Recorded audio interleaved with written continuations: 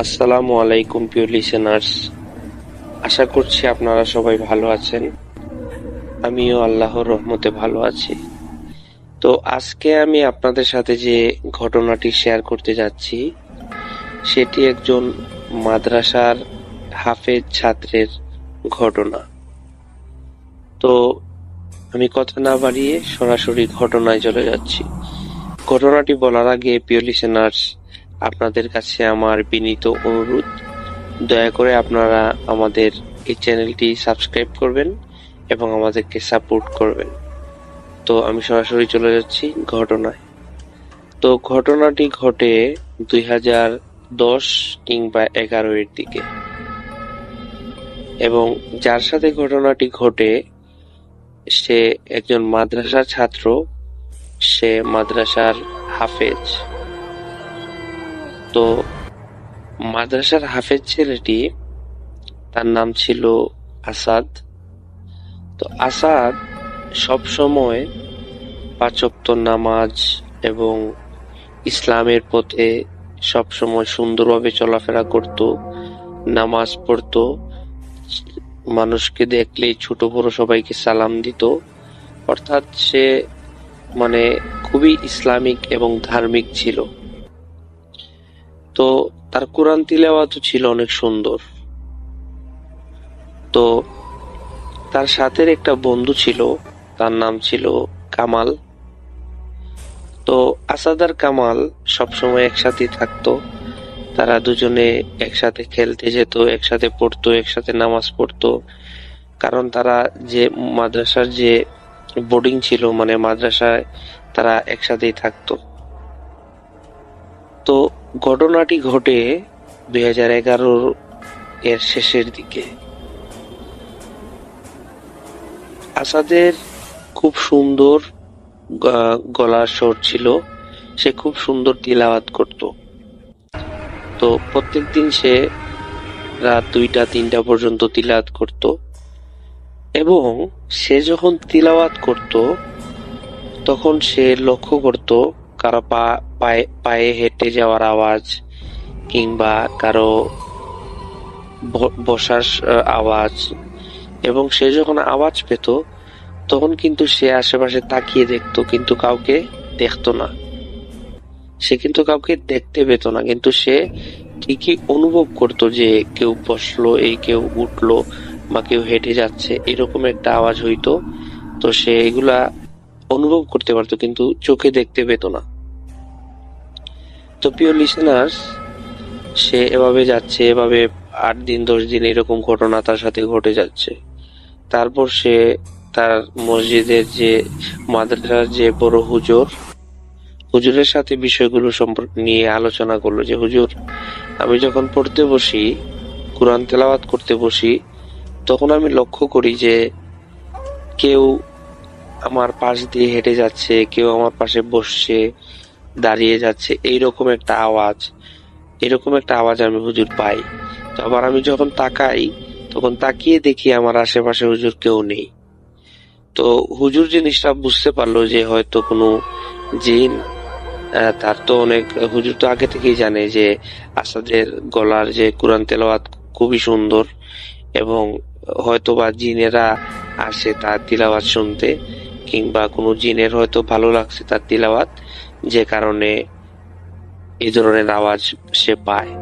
তো হুজুর আর এই বিষয়টা আসাদকে বলে না, কারণ আসাদকে যদি বলে তাহলে আসাদ ভয় পেতে পারে, তার সমস্যা হতে পারে। তাই আসাদকে হুজুর সেটা বলে না। তো হুজুর আসাদকে বলে, না, এগুলা তোমার ভুল ধারণা, তুমি তো কোরআন পড়ো, হয়তোবা মনটা তো তোমার কোরআনের দিকে থাকে, এই বাহিরের আওয়াজগুলা তোমার একটা নিজের মনের একটা ভুল। তো এই কথা বুঝিয়ে হুজুর আসাদকে তার রুমে পাঠিয়ে দিল, বললো যাও গিয়ে বিশ্রাম নাও। তারপর আসাদ ওই রাতে আবার কোরআন তেলাওয়াত করতে বসছে, তখন আবার এই রকমের আওয়াজ সে পাচ্ছে। তো এই দিনের আওয়াজটা সে পাওয়ার সাথে সাথে সে অনেক সুঘ্রাণ, অনেক সুন্দর একটি স্মেল বা সুন্দর একটি ঘ্রাণ সে পেতে লাগলো। এই ঘ্রাণটি অনেক সুন্দর, তো এই গানে তার নাকে এসে লাগলো। তো সে অনুভব করতে পারলো যে কেউ হাঁটছে, কেউ বসছে এরকম। তো সে তার মনের ভুল ভেবে কোরআন তিলাওয়াতে মন দিল এবং কোরআন তিলাওয়াত করতে লাগলো। তো প্রিয় লিসেনার্স, কিছু কথা যেগুলো আসাদ রিলেটেড, আসাদ সম্পর্কিত, সেই কথাগুলো আপনাদের বলে নিলে আপনাদের ঘটনাটি বুঝতে অনেক সুবিধা হবে। আসাদ পড়ালেখায় ভালো, প্রত্যেক হুজুর এবং প্রত্যেক ছাত্রছাত্রী আসাদকে খুবই ভালোবাসতো। কিন্তু আসাদের কিছু শত্রু ছিল। শত্রু কিভাবে হইল আমি আপনাদের সাথে সেটা শেয়ার করছি। আসাদ যখন হাফেজি পড়ছিল, হিফজে পড়ছিল, তখন আসাদের সাথে কিছু ছাত্র পড়ালেখা করত এবং একদিন একটা ছাত্র আসাদের সাথে খারাপ ব্যবহার করে কোনো একটি কারণে, এবং সে খারাপ ব্যবহার করার ফলে মাদ্রাসার হুজুর ওই ছেলেটিকে তার বাবা মা এনে তাকে বের করে দেয় মাদ্রাসা থেকে। বের করে দেওয়ার কারণ, আসাদের সাথে সে কয়েকবার সে ঝগড়া করছে, এবং শুধু আসাদ নয়, মাদ্রাসার অনেক ছাত্র আছে, তাদের সাথেও ওই ছেলেটা ঝগড়ায় লিপ্ত হয়, যে কারণে ঝগড়ায় লিপ্ত হয় এবং পাশাপাশি ওই মাদ্রাসার ছাত্রছাত্রীদেরকে ওই ছেলেটি মারধর করে, যে কারণে হুজুর তার অভিভাবক এনে তাকে বের করে দেয়, মানে ওই আসাদের যে শত্রু ওইটাকে বের করে দেয়। তো এভাবে কয়েক বছর কেটে যাওয়ার পর আসাদও আপনার হিফজ শেষ করে সে হাফেজ হয়, এবং এই শত্রুটা এইভাবে আর কি সৃষ্টি হয়। তো আসাদ যখন মাদ্রাসায় হিফজ শেষ করেছে, হাফেজ হয়েছে, তারপর ওই শত্রু কিন্তু আসাদের ক্ষতি করার চেষ্টা করে প্রতিনিয়ত। কিভাবে চেষ্টা করে? কারণ হচ্ছে মূলত আসাদের সাথে সে শেষবার ঝগড়া করে, এবং আসাদের সাথে যখন সে শেষবার ঝগড়া করে তখন হুজুর তাকে মাদ্রাসা থেকে বের করে দেয়। আর ওই ছেলেটি মনে করে যে আসাদই তার কারণ, যে কারণে আসাদের সব দোষ, এবং আসাদের কারণেই তাকে মাদ্রাসা থেকে বের করে দেওয়া হয়েছে। সে এই ধারণা নিয়ে আসাদের ক্ষতি করতে চায়। তো আসাদ যখন রাস্তা দিয়ে হেঁটে যায় তখন ওই ছেলেটি বড় বড় ঢিল নিয়ে, বড় বড় পাথর নিয়ে আসাদকে পিছন থেকে তাকে ঢিল মারে। তো মাঝে মধ্যে আসাদের শরীরে লাগে, মাঝে মধ্যে আসাদের শরীরে লাগে না, এইরকম আর কি একটা অবস্থা। তো বিভিন্ন ভাবে ক্ষতি করতে চায়। তো সে সরাসরি তো ক্ষতি করতে পারবে না, ক্ষতি করলে সমস্যা আছে। তো এইভাবে পিছনে লেগে থাকে, তাকে বিভিন্নভাবে কৌশল অবলম্বন করে আসাদকে আপনার কষ্ট দেওয়ার জন্য বা তাকে মারার জন্য, এরকম আর কি একটা বিষয়। তো আরেকদিন ঘটে একটি ভয়ঙ্কর ঘটনাটি এইরকম। মাদ্রাসায় কিন্তু প্রিয় লিসেনার্স মসজিদও ছিল, এবং সেই মসজিদে ওই ছেলেটি নামাজও পড়তে আসতো, এবং নামাজ পড়তে যখন ওই ছেলেটি আসতো তখন সে কোনোভাবে চাইতো যে আসাদের সাথে সে মারধর করতে বা আসাদকে কোনোভাবে ক্ষতি করার জন্য সেই ছেলেটি মসজিদে আসতো। মূলত নামাজ পড়া তার উদ্দেশ্য ছিল না। কোনোদিন আসাদের জুতা লুকিয়ে ফেলতো, কোনোদিন আসাদকে মানে ইচ্ছে করে সিঁড়ি দিয়ে উঠার সময় ধাক্কা মারতো, এইরকম ঘটনা করতো বা এইরকম কাজ করতো ওই ছেলেটি। তো ওই ছেলেটির নাম ছিল রফিক। আর প্রিয় লিসেনার্স, আমি যে আপনাদেরকে বলেছিলাম যে এই কোরআন শরীফ যখন সে পড়তো আসাদ, তখন আশেপাশে তখন সে অনুভব করতো যে কেউ একজন হেঁটে যাচ্ছে বা কেউ একজন এই বসছে, এরকম একটা আমি আপনাদেরকে কিন্তু বলছিলাম। তো ওইখানে কিন্তু মূলত ওইটা ছিল জিন। তো আসাদের সাথে ওই জিন আর কি ছিল, আসাদকে পছন্দ করতো। তো এটা কিভাবে জানতে পারি? এটা তো আপনারা জানেন যে ওই হুজুর বলছিল যে এটা জিন, এই আর কি। তো ওই দিন যে ভয়ানক ঘটনাটা ঘটে সেটা হচ্ছে, ভয়ানক না, এটাকে ভয়ানক বললে হয় না, তা অলৌকিক ঘটনা। যেমন যেদিন আসাদকে ছেলেটি এই ধাক্কা মারে, সিঁড়ি থেকে ধাক্কা মারে, ওই দিন আসাদ অনেক জোরে সিঁড়ি থেকে পড়ে যায়, তারপরও আসাদের কোনো ক্ষয়ক্ষতি হয় না। এমন ভাবে সে সিঁড়ি থেকে পড়ে, ওই মূলত ওই যে রফিক তাকে ধাক্কা মেরে ফেলেছে, কিন্তু আসাদের কোনো ক্ষতি হয় নাই। এমন ভাবে সে নিচে পড়েছে, যে কেউ যদি পড়তো হাত পা ভাঙতো অথবা ক্ষত বিক্ষত হতো, এরকম একটা অবস্থা, কিন্তু আসাদের কোনো কিছুই হয় নাই। তো বড় হুজুর এই বিষয়টি অন্যান্য ছাত্রদের কাছ থেকে জেনে কামাল ছিল, এই যে আমি বলছিলাম আসাদের বন্ধু কামাল, কামালের কাছ থেকে শুনেছে হুজুর। তারপরে আপনার এই আরো ছাত্রছাত্রী এরকম এরকম হুজুরের কাছে বলেছে যে এই রফিক আসছে মসজিদে, এসে আসাদকে এরকম ধাক্কা দিয়ে ফেলে দিয়েছে এবং এরকম এরকম ঘটনা। তো হুজুর এরকম ঘটনার বর্ণনা শোনার পর হুজুর আসাদকে ডেকে ওনার রুমে আনলেন। এনে আসাদকে জিজ্ঞাসা করলেন, তুমি কি ব্যথা পেয়েছো? তখন আসাদ বলল, না হুজুর, জি না হুজুর, আমি কোনো ব্যথা পাইনি। তো এই কথা বলে হুজুর বলল, আচ্ছা ঠিক আছে, তুমি রুমে যাও, আমি দেখছি বিষয়টা।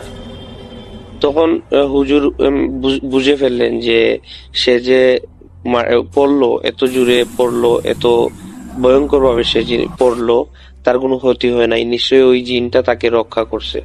এরকম একটা বিষয় আর কি হুজুর ধারণা করলো। তারপর হুজুর আবার রফিককে আনলো, রফিকের বাবা মাকে খবর পাঠালো, পাঠিয়ে তাদেরকে আবার মাদ্রাসায় আনলো। এনে রফিকের বিষয়গুলা তার মা বাবার কাছে বললো যে এরকম এরকম আপনার ছেলে মসজিদে আসে, কিন্তু সে নামাজ পড়তে আসে ঠিকই, কিন্তু বিভিন্ন ভাবে আসাদের সে ক্ষতি করার চেষ্টা করে। একদিন সে জুতা লুকিয়ে ফেলে, একদিন ধাক্কা মারে, ইচ্ছাগত ভাবে তাকে ক্ষতি করার চেষ্টা করে। এরকম করলে কিন্তু আসলে জিনিসটা ঠিক না, আপনার ছেলেকে একটু বুঝায়েন। তো এরকম হুজুর বলে রফিকের বাবা মাকে বুঝিয়ে তাদেরকে পাঠিয়ে দিলেন বাসায়। তো বাসায় পাঠানোর পর আহ হুজুর জানতে পারে যে রফিকের বাবা মা রফিককে ঘর থেকে বের করে দিয়েছে। রফিকের বাবা মা রফিককে বের করে দেওয়ার কারণ হলো, রফিক বিভিন্ন খারাপ মানুষের সাথে চলে, বিভিন্ন খারাপ জিনিস খায়, এবং মাদ্রাসার পড়ালেখা তো সে অনেক আগেই ছেড়ে দিয়েছে। তো রফিকও ভাবতে শুরু করে যে আসাদের কারণেই সে আজ ঘর ছাড়া। তো রফিক সিদ্ধান্ত নেয় যে আজকে সে ঘর ছাড়া হয়েছে, আসাদকে সে দুনিয়া ছাড়া করবে, এরকম একটি প্রতিজ্ঞা নেয়। তার বাবা মাকে বলে দেয় যে আমি আসাদকে দুনিয়া ছাড়া করব। তো এইরকম কথা বলার পর রফিক প্রতিদিন আসাদ কখন কি করে, কোথায় যায়, সবকিছু ফলো করে, লুকিয়ে লুকিয়ে আসাদের পিছনে দেখে। আসাদও বুঝতে পারে যে রফিক যে তাকে পিছু নিয়েছে, সে কি করে না করে এগুলো সে লক্ষ্য করছে।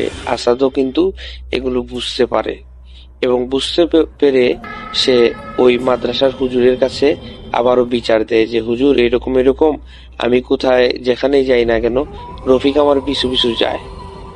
তো হুজুর বলে, আচ্ছা সমস্যা নাই, ওর বাবা মাকে তো আমি বলছি, তুমি নিশ্চিন্তা থাকো, তুমি তোমার মতো সাবধানে চলাফেরা করো।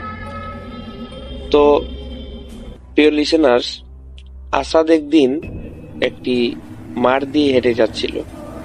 মাঠ দিয়ে হেঁটে যাওয়ার কারণ হচ্ছে, আসাদ সপ্তাহে একদিন তার বাবা মার সাথে দেখা করতে যেত বাসায়, ওর নিজের বাসায়। ও তো মাদ্রাসা থেকে লেখাপড়া করতো, সপ্তাহে একদিন তার বাবা মার সাথে দেখা করতে যেত। তো একটি মাঠ অতিক্রম করে, এখানে একটু জঙ্গলও ছিল, ওই জঙ্গল আর মাঠ অতিক্রম করে তার মা বাবার সাথে দেখা করতে হতো। তো একদিন রফিকও তার পিছু পিছু নেয়, যেদিন আসাদ তার ওই মাঠ দিয়ে হেঁটে যাচ্ছিল। তো রফিক কি করে, আসাদকে মাঠের মধ্যে তাকে ঘুষি মেরে, লাথি মেরে তাকে মাঠের মধ্যে ফেলে দেয়। আসাদকে ফেলে দেওয়ার পর আসাদকে সে ধারালো ছুরি দিয়ে পুঁচাতে থাকে, পুঁজ দেয়, তার গলায়, ঘাড়ে, তার বিভিন্ন জায়গায় পুঁজ দেয়। এবং পুঁজ দেওয়ার সাথে সাথে সেখানে রক্ত বের হচ্ছিল, এবং রফিক সেটা দেখে নিজে পাগল হয়ে যায়, তার মাথা কাজ করে না, এবং পাগল হওয়ার এক পর্যায়ে এসে নিজেই নিজের শরীরে ছুরি লাগাতে লাগলো। রফিক তার নিজেই নিজের শরীরে ছুরি লাগাতে লাগলো, এবং ছুরি লাগাতে লাগাতে সে তার বাবা মার কাছে যায়, গিয়ে বলে এরকম এরকম, মা বাবা আমি তো আসাদকে এরকম কুপিয়ে হত্যা করে ফেলেছি। তারপর মাদ্রাসায় যায়, মাদ্রাসায় গিয়ে মাদ্রাসার হুজুরকে বলে যে হুজুর এরকম এরকম আমি আসাদকে মেরে হত্যা করে ফেলেছি। তো আর বিভিন্ন ধরনের কথাবার্তা বলে পাগলামি করে রফিক।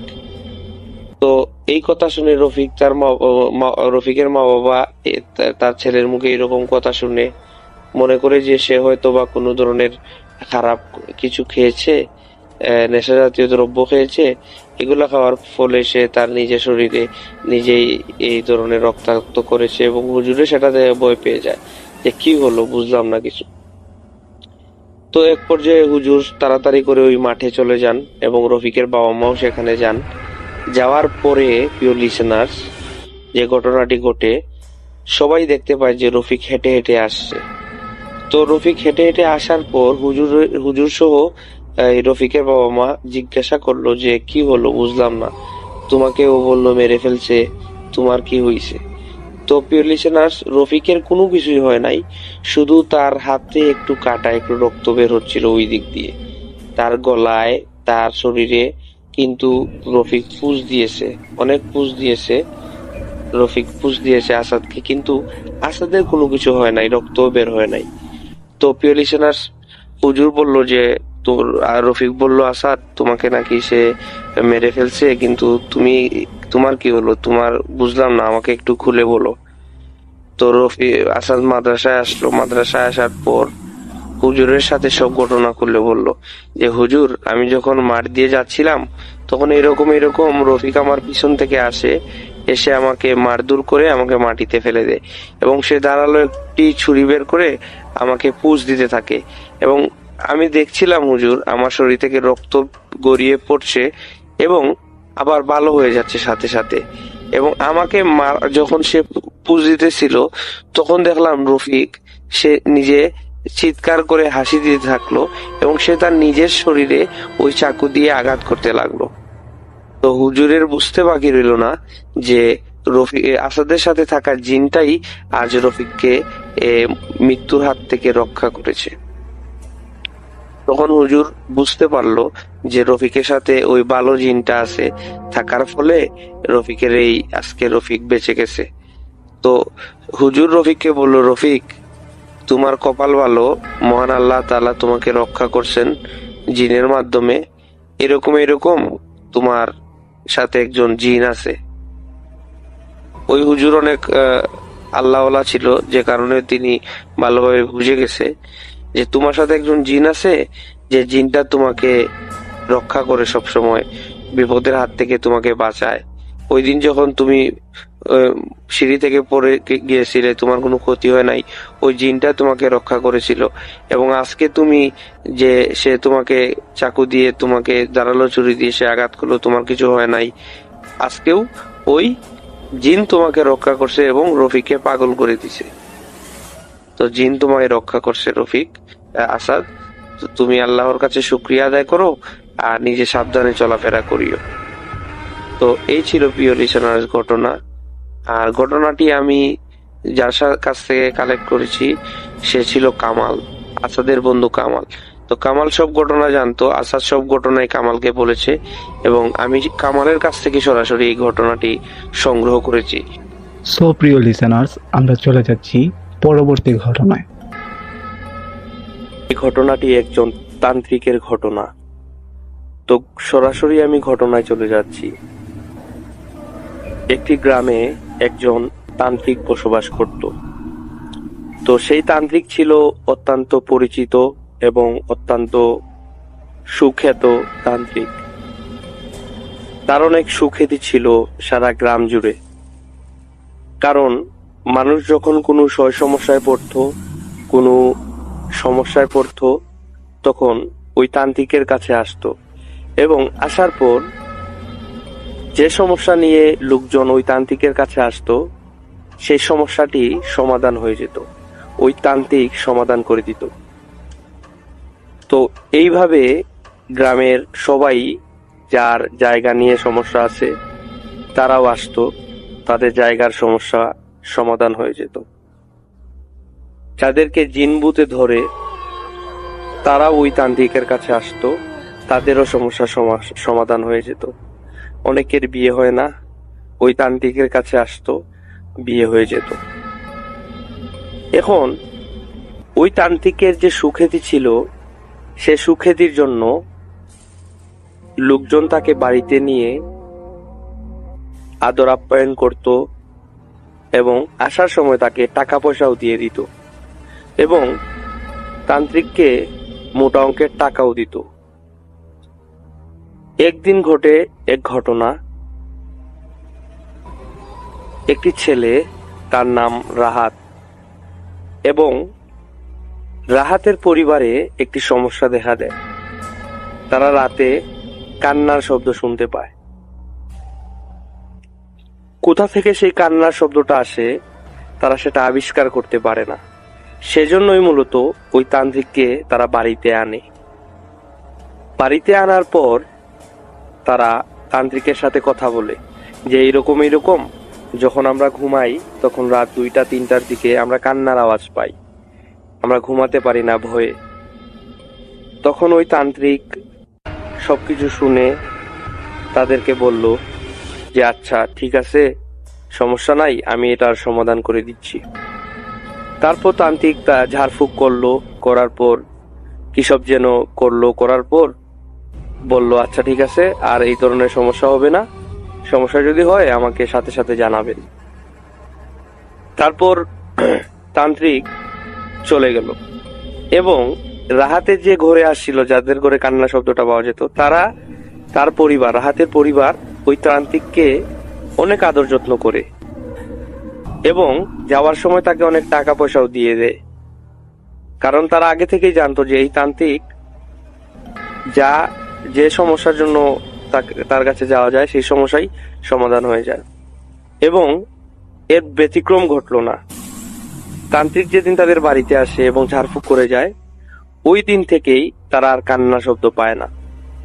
তারা আর কান্না শব্দ না পেয়ে অনেক খুশি হয়, রাতে শান্তিতে ঘুমাতে পারে। এবং তান্ত্রিককে তারা এই বিষয়টি জানায় যে আপনি আসার পর, আপনি ঝাড়ফুঁক করার পর আর এখানে কোনো সমস্যা হচ্ছে না, আর কান্না শব্দটাও আর হচ্ছে না। তারপর তান্ত্রিক বলল আচ্ছা সমস্যা নাই, আপনারা শান্তিতে বসবাস করতে থাকেন, কোনো সমস্যা হলে আমাকে জানাবেন। তো তারপর তারা বাসায় চলে আসলো এবং রাহাতের বিষয়ে একটু বলে নেই যে রাহাত, তার বয়স 16-17 হবে। তান্ত্রিকের এই ক্ষমতা দেখে, অলৌকিক ক্ষমতা দেখে রাহাত তান্ত্রিকের প্রতি দুর্বল হয়ে যায়। সে ভাবতে থাকে যে তান্ত্রিককে তো মানুষ অনেক সম্মান দেয়, মানুষ তাদের বাড়িতে ডেকে নিয়ে আসে, তান্ত্রিক মানুষের সমস্যার সমাধান করে দেয় এবং মোটা অঙ্কের টাকাও দেয়, তাহলে তো তান্ত্রিক হতে পারলে অনেক ভালো, মানুষের সম্মানও পাওয়া যাবে, টাকা পয়সাও ইনকাম করা যাবে। তো রাহাত এই সিদ্ধান্ত নিল যে সে যে কোনো ভাবে তান্ত্রিক হবে। সে তান্ত্রিক হওয়ার জন্য পাগল হয়ে গেল। তারপর এক পর্যায়ে একদিন রাহাত ওই তান্ত্রিকের কাছে গেল, গিয়ে তান্ত্রিককে বিনীতভাবে অনুরোধ করলো যে জনাব, আমি আপনার সাথে থাকতে চাই এবং আমি আপনার সেবা যত্ন করতে চাই। তখন তান্ত্রিক বলে উঠলো, আমাকে সেবা যত্ন করবে? কেন করবে? কিসের জন্য আমার সাথে থাকতে চাও? তখন রাহাত তার যে তান্ত্রিক হওয়ার যে ইচ্ছাটা, সেটা তান্ত্রিকে বলে নাই, সেটা গোপন রাখে তান্ত্রিকের কাছে। কারণ সে যদি প্রথমেই বলে ফেলে যে আমি তান্ত্রিক হতে চাই আপনার মতো, তাহলে হয়তো তান্ত্রিক রাহাতকে রাখবে না তান্ত্রিকের সাথে। তাই রাহাত সেটা গোপন করে বলে যে আপনাকে আমার অনেক ভালো লাগে, আর আপনি তো আমাদের ঘরের সমস্যার সমাধান করে দিচ্ছেন, তাই আমি চাই যে আমি আপনার সাথে থাকবো, আপনাকে সেবা যত্ন করবো, এটাই, এতটুকু, আর কিছু না। তখন তান্ত্রিক বলে না, দরকার নাই, তুমি বাসায় চলে যাও, আমার তোমার সহযোগিতা বা তোমার সেবা করার প্রয়োজন নেই, তুমি চলে যাও। তখন রাহাত ওই তান্ত্রিককে অনেক রিকোয়েস্ট করে, অনেক অনুরোধ করে। তারপর এক পর্যায়ে তান্ত্রিক বলে আচ্ছা তুমি বাসায় যাও, আমি তোমাকে পরে জানাবো তোমাকে আমি আমার সাথে রাখবো কিনা। তো রাহাতও বাসায় চলে গেল। যাওয়ার পর পরদিন রাহাত আবার তান্ত্রিকের কাছে আসলো। এর ভিতরে তান্ত্রিক কি করলো, রাহাতের ব্যাপারে কিছু খোঁজ খবর নিল যে রাহাত ছেলেটা কিরকম, এবং খোঁজ খবর নিয়ে তান্ত্রিক জানতে পারলো যে না, রাহাত ছেলেটা ভালোই, সে অনেক ভালো, তার কোনো ব্যাড রেকর্ড নেই, খারাপ রেকর্ড নেই। তো তান্ত্রিক পরদিন যখন রাহাত আসলো তখন তান্ত্রিক চিন্তা করলো যে তাকে আমি নিয়ে নেই আমার সাথে, আমার তো অনেক দূর দূরান্তে যাওয়া লাগে, আমার কিছু এই যে জিনিসগুলা উপকরণ তান্ত্রিক করতে অনেক কিছু কিন্তু লাগে, যেমন আপনার অনেক বিভিন্ন জিনিস ব্যাগ পত্র, হ্যাঁ অনেক কিছু লাগে। সে ছেলেটা আমাকে সহযোগিতা করবে, আমাকে একটু সাহায্য করলো, তাতে তো আমারই উপকার হলো।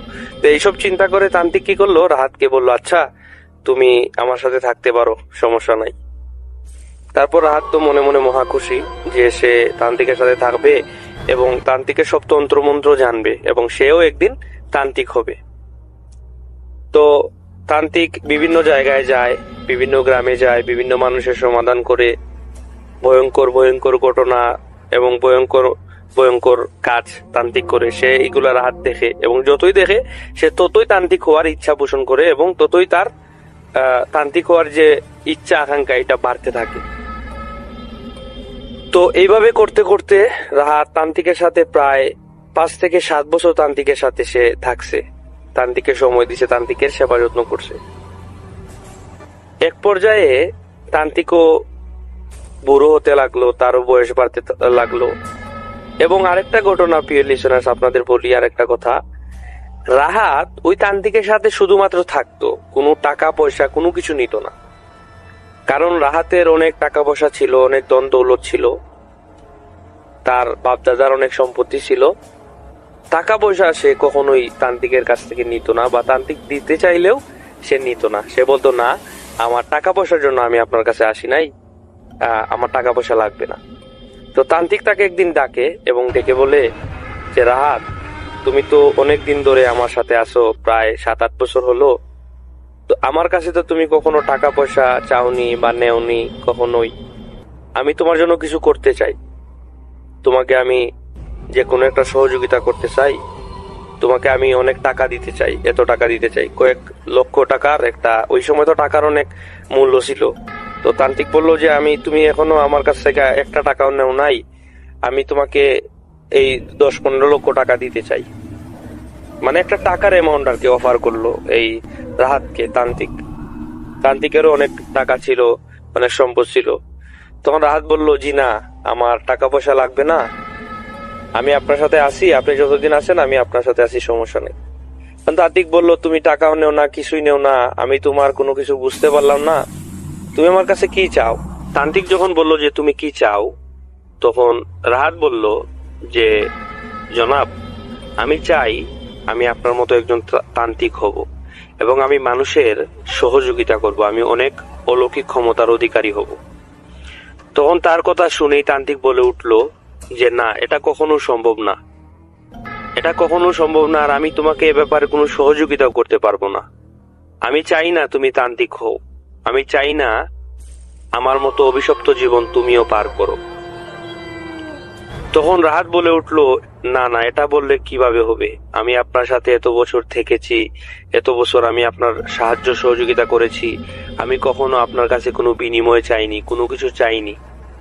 এখন আমি চাচ্ছি আমার ইচ্ছা, আমার স্বপ্ন আপনি পূরণ করেন, কিন্তু আপনি না বলছেন, এটা কিভাবে হবে বলেন? তখন তান্ত্রিক রাহাতকে অনেকভাবে বুঝালো যে এই যে তান্ত্রিকের যে জীবন, আমার যে জীবন, সেটা মোটেও সহজ নয় এবং এই যে তান্ত্রিক হতে হলে অনেক কঠিন কঠিন কাজ করতে হয়, যেটা তুমি কখনো পারবে না। আর আমি চাইও না যে তুমি এই কাজ করো এবং তান্ত্রিক হও, কারণ তান্ত্রিকের রাস্তাটা এত সহজ না। তো তান্ত্রিক অনেকভাবেই রাহাতকে বুঝালো তান্ত্রিক না হওয়ার জন্য, এবং রাহাত কোনোভাবেই রাজি হচ্ছিল না, কারণ সে তান্ত্রিক হওয়ার জন্যই তান্ত্রিকের পিছনে 7-8 বছর তার জীবন থেকে ব্যয় করেছে এবং এই স্বপ্নকেই সে লালন করে তান্ত্রিকের কাছে এসেছে। সে কিছুতেই রাজি হচ্ছিল না এবং তান্ত্রিককে অনেক অনুরোধ করতে লাগলো। তো তান্ত্রিকও কিছু তার উপায় না পেয়ে তান্ত্রিক ভাবলো যে ছেলেটা আমার পিছনে এত সময় ব্যয় করছে, এখন কোনোভাবেই সে বুঝতে পারতেছে না, তো এখন আর কি করার। তো তান্ত্রিক বলল আচ্ছা তুমি যখন এত কিছু বলতেছো, আচ্ছা ঠিক আছে, আমি তোমাকে তান্ত্রিক হওয়ার জন্য সহযোগিতা করব, সব যাবতীয় কিছু তোমাকে বলে দিব, সমস্যা নাই, কিন্তু একটা শর্ত আছে। শর্তটা হচ্ছে আমি তোমাকে যা যা বলবো, যা কিছু বলতে বলবো, করতে বলবো, তোমাকে তাই করতে হবে। তুমি যদি তখন পিছপা হও, তখন কিন্তু সমস্যা আছে, তখন কিন্তু তুমিও মরবে আমিও মরবো। তো তুমি বুঝে শুনে পা বাড়াও, না হলে তুমিও মরবে আমিও মরবো। তো রাহাত কি করলো, তান্ত্রিকের এই কথা শুনে সে বলল, না সমস্যা নাই, আমি তো তান্ত্রিক হওয়ার জন্যই আপনার কাছে আসছি, সমস্যা নাই, আপনি যা করতে বলবেন, যত ভয়ঙ্করই হোক না কেন, যত কঠিনই হোক না কেন, আমি সেটা করব। তো তান্ত্রিক বললো, আচ্ছা ঠিক আছে, সমস্যা নাই, তবে তুমি মনে রাখো, তুমি বলছো যে যত কঠিনই হোক না কেন তুমি সেটা করবে, যদি তুমি কোনো কারণে সেটা না করো তাহলে কিন্তু তুমিও মরবে আমিও মরবো। আচ্ছা। তো তান্ত্রিক এই কথা বলে রাহাতকে বললো, রাহাতও বললো, আচ্ছা ঠিক আছে, সমস্যা নাই, আমি আপনি যা যা বলবেন তা তা করবো। তারপর তান্ত্রিক বলল যে আচ্ছা, আজকে রাত্রে তুমি আমার কাছে আসিও, আমি তোমাকে তন্ত্রমন্ত্র কিছু শিখাবো এবং কিছু কাজ দিব, সেই কাজগুলা তুমি করবা। বললো, আচ্ছা জনাব, আমি রাত্রে আসব। তো রাহাত বাসায় গেল, বাসায় গিয়ে তখন সকালের দিক ছিল, সে তান্ত্রিক হওয়ার জন্য এতটাই বেকুল হয়ে গেছিল যে কখন রাত হবে, কখন রাত হবে, আমি কখন তান্ত্রিকের কাছে যাব এবং কখন গিয়ে এইসব তন্ত্রমন্ত্র শিখে আমি তান্ত্রিক হয়ে যাব। তো আমি প্রিয় লিসেনার্স আপনাদেরকে আগে বলেছিলাম যে যখন রাহাত তান্ত্রিকের কাছে যায় তখন রাহাতের বয়স ছিল মাত্র 17 কি 18 বছর, এবং প্রায় 8 বছর পরে রাহাতের বয়স কত হয় আপনারা হিসাব করে নিন, মোটামুটি 26 বছর হয়তো বা রাহাতের বছর, তো খুব একটা বেশি কিন্তু না। তো রাহাত রাত হওয়ার জন্য বেকুল হয়ে গেছিল যে কখন রাত হবে, কখন আমি তান্ত্রিকের কাছে যাব এবং তন্ত্রমন্ত্র শিখবো। তো রাত হওয়ার সাথে সাথে রাহাত তান্ত্রিকের কাছে গেল। যাওয়ার পর তান্ত্রিক তাকে কালো একটা কাপড় আছে তাদের তান্ত্রিকরা যেগুলা পরে, ওই কাপড়টা দিল, দিয়ে বলল, তুমি গোসল করে আসো এবং এই কাপড়টা পরো। পরার পর সামনে মোমবাতি এবং বিভিন্ন ধরনের এই যে তান্ত্রিকে যারা যেগুলা করে বিভিন্ন ভয়ঙ্কর জিনিসপত্র, মানুষের মাথা, বিভিন্ন জিনিস যেগুলা, এগুলা তান্ত্রিকের সামনে ছিল। এবং রাহাতও গোসল টুসল করে সেই কালো কাপড়টা পরে তান্ত্রিকের কাছে আসলো। তখন তান্ত্রিকের হাতে একটা পাগড়ি ছিল, সেই পাগড়িটা বলল যে এই পাগড়িটা আমি তোমাকে আজকে পরাবো না, এই পাগড়িটা তোমাকে আমি ওই দিন পরাবো যেদিন তুমি তোমার সকল কাজ তুমি সম্পন্ন করবে, সেই দিন আমি তোমাকে এই কাপড়টা পরাবো। তো তান্ত্রিক কি করলো, এই কাপড়টা তার কাছে রেখে দিল, এই যে মাথার পাগড়ির মতো একটা কাপড়, ওইটা তান্ত্রিকের কাছে রেখে দিল এবং রাহাতকে বলল যে এই তন্ত্রমন্ত্র। তখন তান্ত্রিক রাহাতকে বিভিন্ন তন্ত্রমন্ত্র শিখালো, বললো এখন তোমার কোনো তন্ত্রমন্ত্রই কাজে আসবে না, তুমি এগুলা শিখে রাখো, এবং তুমি যখন আমি তোমাকে যে কাজগুলো দিব, এই কাজগুলো যখন তুমি করবে, সম্পূর্ণ করবে, তখনই তোমার এই তন্ত্রমন্ত্রগুলো কাজে লাগবে এবং তোমার এই তন্ত্রমন্ত্রগুলো তোমার কথায় তারা চলবে। তো রাহাতকে তন্ত্রমন্ত্র শেখানোর পরে, কিছু তন্ত্রমন্ত্র শেখানোর পরে তান্ত্রিক বলল যে এখন তোমার যেটা কাজ, সেই কাজটা হচ্ছে তুমি একজন বাচ্চাকে ম্যানেজ করবে, একজন বাচ্চাকে তুমি আনবে, খুঁজে বের করবে, যে বাচ্চার এই পৃথিবীতে কেউ নেই, মা বাবা ভাই বোন কেউ নেই, এমন একটা বাচ্চাকে তুমি আনতে হবে, সংগ্রহ করতে হবে, খুঁজে বের করতে হবে। তো এই কথা বলল তান্ত্রিক। তখন রাহাত বলল, এটা কোনো বিষয় না, আমি আপনাকে এটা ব্যবস্থা করে আপনার কাছে নিয়ে আসছি। তখন তান্ত্রিক বলল, মনে রেখো, তুমি ওই বাচ্চার ব্যবস্থা করো, সমস্যা নাই, কিন্তু একটা কথা মনে রাখবা, বাচ্চার যেন কোনো মা বাবা পৃথিবীতে না থাকে, এমন একটা বাচ্চা তুমি নিয়ে আসবে, যার দেখাশোনা করার মতো কেউ নাই, এমন একটা বাচ্চা। তো রাত কি বললো যে আচ্ছা জনাব, আমি আপনার কথা মতো এরকম একটা বাচ্চা নিয়ে আসছি, সমস্যা নাই। এই কথা বলে রাত চলে গেল এবং পরদিন থেকেই সে এইরকম একটা বাচ্চা, যে বাচ্চার কোনো বাবা মা পৃথিবীতে নাই এবং কোনো আত্মীয় স্বজন নাই, এরকম একটা বাচ্চা তার গ্রামে খুঁজতে লাগলো। এবং খুঁজতে খুঁজতে সে কিছুতেই এইরকম বাচ্চা পাচ্ছিল না। বাচ্চা পায় তো কারো বাবা আছে, কারো বাবা নেই, মা আছে, কারো বাবা মা কেউই নাই, কিন্তু তার ভাই বোন লালন পালন করে বা আত্মীয় স্বজন লালন পালন করে, এরকম কোনো বাচ্চা ওই রাহাত খুঁজে পাচ্ছিল না। তো সে একদিন যায়, 2 দিন যায়, 1 মাস যায়, 2 মাস যায়, এরকম বাচ্চা পায় না। তো সে যতটা সহজ মনে করেছিল ততটা সহজে কিন্তু সে বাচ্চা ম্যানেজ করতে পারে নাই, সংগ্রহ করতে পারে নাই। তো তান্ত্রিক বলল, কি খবর, তুমি কি এরকম বাচ্চা একটা খুঁজে বের করছো? তখন রাহাত বলল, না জনাব, আমি তো খুঁজে বের করতে পারি নাই। তখন বললো, আচ্ছা সমস্যা নাই, তুমি খুঁজে বের করো, খুঁজে বের করে আইসো আমার কাছে, পরবর্তী কাজ কি করতে হবে সেটা আমি তোমায় বলে দিব। তো রাহাত খুঁজে তার গ্রামে পায় না, তার গ্রাম খোঁজা শেষ, তো সে অন্য গ্রামে চলে যায়। এরকম করতে করতে প্রায় 6 মাস লাগলো একটা বাচ্চা খুঁজতে তার, রাহাতের। তো সে বাচ্চাটা খুঁজে বের করলো, যার পৃথিবীতে কেউ নাই। সে বাচ্চাটাকে মূলত রাস্তায় পায়, রাস্তায় যে আপনার এই কি বলে যে বোতল আছে না, বিভিন্ন ধরনের বোতল, ভাঙ্গারি টাঙ্গারি, এগুলো আর কি, সেই বাচ্চাটা সারাদিন এইগুলা সংগ্রহ করে করে রাতে বিক্রি করে। তো রাহাত হেঁটে যাচ্ছিল, এরকম একটা বাচ্চা পাইছে। প্রায় বাচ্চাটার বয়স 5-6 বছর হবে, 5-6 বছর হবে বা 7 বছর হবে, এইরকম একটা বয়স আর কি। তো খুঁজে পাওয়ার বাচ্চাটার সাথে কথা বলে জানতে পারলো যে সে এরকম এরকম জীবন পরিচালনা করে, তার পৃথিবীতে কেউ নাই, বাবা মা কেউ নাই, আত্মীয় স্বজন কেউ নাই। তো রাহাত খুশি হলো, খুশি হয়ে সেই বাচ্চাটাকে আনলো, এনে তাকে খাইয়ে দাইয়ে পোশাক টোশাক কিনে দিয়ে তাকে সুন্দরভাবে সাজিয়ে গুজিয়ে তান্ত্রিকের কাছে নিয়ে গেল। তান্ত্রিকের কাছে নিয়ে যাওয়ার পর তান্ত্রিক বলল, আচ্ছা ঠিক আছে, এই বাচ্চাটা তুমি নিয়ে আসছো, তার কি বাবা মা আছে? বলল, না জনাব, তার বাবা মা পৃথিবীতে কেউ নাই, কোনো আত্মীয় স্বজন নাই, এরকম এরকম, তারে আমি রাস্তা থেকে তুলে নিয়ে আসছি, মানে রাস্তা থেকে আর কি কুড়িয়ে নিয়ে আসে।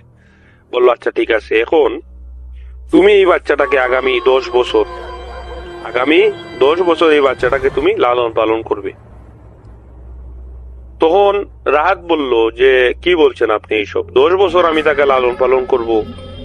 আমি তো ভাবছিলাম যে এই বাচ্চাটাকে নিয়ে আসব, তারপর আমার কাজ শেষ, আমি তান্ত্রিক হয়ে যাব। তখন তান্ত্রিক বলল, আমি আগেই বলেছিলাম তোমাকে যে তান্ত্রিকের এই রাস্তাটা এবং তান্ত্রিক হওয়াটা এত সহজ নয়, এটা অনেক কঠিন এবং অনেক ভয়ঙ্কর, এটা একটা অভিশপ্ত জীবন, তান্ত্রিকের জীবনটা একটা অভিশপ্ত জীবন। তো রাহাত বলল, কি আর করার, মনে মনে সে আর কি ভাবতে লাগলো যে কি আর করার, তান্ত্রিক যখন আমি হবই। কেউ কেউ আছে প্রিয় লিসেনার, যে যারা ইচ্ছা পোষণ করে যে আমি এটা হতে চায়, এরকম মানুষ কিন্তু জেদি মানুষ আছে। তো রাহাতও কিন্তু ওই রকম মানুষ ছিল, জেদি মানুষ ছিল। তার ভিতরে যে এমন ভাবে তান্ত্রিক হওয়ার যে ইচ্ছাটা, ওইটা এমন ভাবে তাকে মানে আক্রমণ করছিল যে সে তান্ত্রিক হয়ে ছাড়বেই যে কোনো কিছুর বিনিময়ে।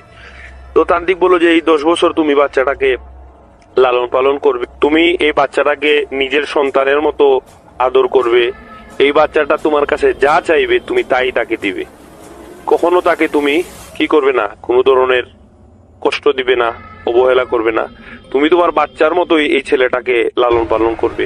করে 10 বছরের ঠিক আর 10 দিন আগে আমি তোমাকে বলে দিব যে 10 বছর যেদিন হবে ওই দিন তোমাকে কি করতে হবে।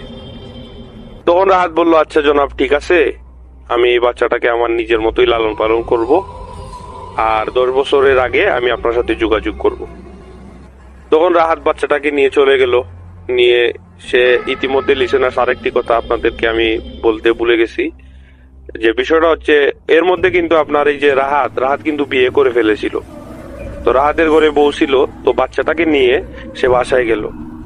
যাওয়ার পর সে তার বউকে বলল যে, বউ, এই বাচ্চাটা আমি খুঁজে আনছি, এই বাচ্চাটাকে তুমি নিজের সন্তানের মতো লালন পালন করবে, কখনো তাকে তুমি কষ্ট দিও না।